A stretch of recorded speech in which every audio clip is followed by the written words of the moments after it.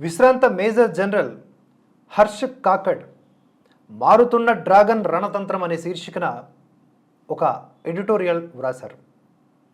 ప్రజా విమోచన సైన్యం అంటే పిఎల్ఏ పునర్వ్యవస్థీకరణలో భాగంగా చైనా అధ్యక్షుడు షీ జిన్పింగ్ 2015లో వ్యూహాత్మక మద్దతు దళం ఎస్ఎస్ఎఫ్ని ఏర్పాటు చేశారు. ఆయన చైనా అధ్యక్షుడిగా మూడోసారి ఎన్నిక కావడానికి పిఎల్ఏ పునర్వ్యవస్థీకరణ కూడా తోడ్పడింది. కానీ ఈ ఏడాది ఏప్రిల్ 19న ఈ ఎస్ఎస్ఎఫ్ని రద్దు చేస్తున్నట్లుగా చైనా ప్రకటించటం ఆశ్చర్యకరం. పిఎల్ఏలోని వివిధ విభాగాల నుంచి తీసుకున్న ఈ బలగాలతో ఎస్ఎస్ఎఫ్ని ఏర్పాటు చేశారు. సైబర్, అంతరిక్ష సీమలు, సమాచార, ఎలక్ట్రానిక్ యుద్ధాల్లో చైనా పోరాట పటిమను ఇనుమడింప చేయటమే ఎస్ఎస్ఎఫ్ లక్ష్యం. పునర్వ్యవస్థీకరణలో భాగంగా సమాచార యుద్ధ మద్దతు దళం అంటే ఐఎస్ఎఫ్, సైబర్ పోరాట దళం, అలాగే అంతరిక్ష వైమానిక దళాలుగా ఎస్ఎస్ఎఫ్ పనిచేస్తుంది. దేశాధ్యక్షుడు జిన్పింగ్ నేతృత్వంలోని కేంద్ర సైనిక కమిషన్ అదుపాజ్ఞల్లో ఎస్ఎస్ఎఫ్లోని ఈ విభాగాలన్నీ కూడా పనిచేస్తాయి. సైబర్, అంతరిక్ష, సమాచార యుద్ధ సామర్థ్యాలను సంతరింప చేసుకోవాలని చైనా పట్టుదలగా ఉంది. ఈ లక్ష్య సాధన కోసం ఏర్పాటు చేసిన ఎస్ఎస్ఎఫ్ను ఆకస్మికంగా రద్దు చేయడానికి కారణమేమిటో అంతుచిక్కకుండా ఉంది. ఈ నిర్ణయం తీసుకోవడానికి ముందు చైనా నాయకత్వం చాలా లోతుగా తర్జన భర్జన పడే ఉంటుంది. చైనాపై సైబర్ దాడులను ముందే పసిగట్టి నివారించడానికి, ప్రత్యర్థులపై సైబర్ పోరు చేపట్టడానికి సైతం సైబర్ సీమా బలగం సిద్ధంగా ఉంటుందని రక్షణ శాఖ ప్రతినిధి ఒకరు గతంలోనే స్పష్టం చేశారు. అయితే ఈ రద్దు వెనుక ఉన్నటువంటి రహస్యం ఏమిటి అనే విషయానికి వస్తే, సమాచార యుద్ధానికి చైనా ఎంతో ప్రాముఖ్యం ఇస్తోంది. సమాచార పరంగా ఆధిక్యాన్ని సంపాదించేవారే రేపటి యుద్ధాల్లో విజేతలని పిఎల్ఏ భావన. అందుకే చైనా సమాచార యుద్ధ మద్దతు దళాన్ని అంటే ఐఎస్ఎఫ్ని నెలకొల్పింది. ఐఎస్ఎఫ్ ఏర్పాటు చైనా సాయుధ దళాల ఆధునీకరణను వేగవంతం చేస్తుందని చైనా అధినేత జిన్పింగ్ సైతం ఇటీవల ప్రకటించారు. ప్రజా విమోచన సైన్యం అంటే పిఎల్ఏ నుంచి కమ్యూనికేషన్లు, నెట్వర్క్ రక్షణ బాధ్యతలను ఐఎస్ఎఫ్ తీసుకుంటుందని మొదట్లో ప్రకటించారు. ప్రత్యర్థుల కన్నా ముందే సమాచార యుద్ధం ప్రారంభించి పైచేయి సాధిస్తుందని భావించారు. భారత్ ఇప్పటికే చైనా నుంచి సమాచార యుద్ధాన్ని ఎదుర్కొంటోంది. వాస్తవాధీన రేఖ వెంబడి అరుణాచల్ ప్రదేశ్లో స్థానికులను ఆకట్టుకోవడానికి వివిధ సమాచార మాధ్యమాలలో ప్రచారాన్ని నిర్వహిస్తోంది.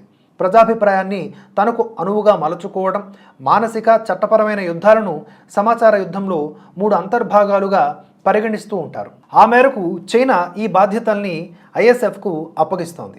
ఈ క్రమంలో చైనా సమాచార, సైబర్, అంతరిక్ష యుద్ధ సామర్థ్యాల సాధనకు ఏర్పరిచినటువంటి ఎస్ఎస్ఎఫ్ను ఒక్కసారిగా రద్దు చేయడంపై వ్యూహ నిపుణులు తర్జన భర్జన పడుతున్నారు. బహుశా ఎస్ఎస్ఎఫ్ ఆశించిన లక్ష్యాల సాధనలో విఫలమై ఉండవచ్చని కొందరి అంచనా. పిఎల్ఏలోని వివిధ విభాగాలతో పాటు సైబర్, అంతరిక్ష, నెట్వర్క్, డిఫెన్స్ విభాగాల మధ్య సమన్వయం సాధించలేకపోయి ఉండవచ్చుననే వాదన సైతం వినిపిస్తోంది. మరికొందరి అంచనా ప్రకారం అయితే ఎస్ఎస్ఎఫ్ తనకు అప్పగించిన లక్ష్యాలను నెరవేర్చి కొత్త విధులను మరలుతుండవచ్చు. చైనా అధ్యక్షుడు జిన్పింగ్కు తెలియకుండా అమెరికాపైకి గూఢచారి బెలూన్ని ప్రయోగించటం, అమెరికా దాన్ని కూల్చివేయడం జరిగి ఉంటుందని, అది కూడా ఎస్ఎస్ఎఫ్ రద్దుకు దారితీసి ఉండవచ్చనే భాష్యము వినిపిస్తోంది. ఇటీవల రాకెట్ దళంతో సహా పిఎల్ఏలోని వివిధ విభాగాల్లో అవినీతి ప్రక్షాళన దాడులు నిర్వహించారు.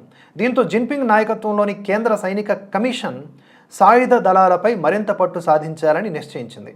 అందులో భాగంగా ఎస్ఎస్ఎఫ్ని రద్దు చేసి ఉండవచ్చు. నేరుగా సిఎంసి అదుపాజ్ఞల్లో నడుస్తున్నటువంటి రవాణా దళం ఎంతో విజయవంతమైంది. దీంతో పోరాట దళాలు, వాటికి సాధన సంపత్తి సమకూర్చే రవాణా దళాలు తన పర్యవేక్షణలో పనిచేయాలని సిఎంసి నిర్ణయించి ఉండవచ్చు.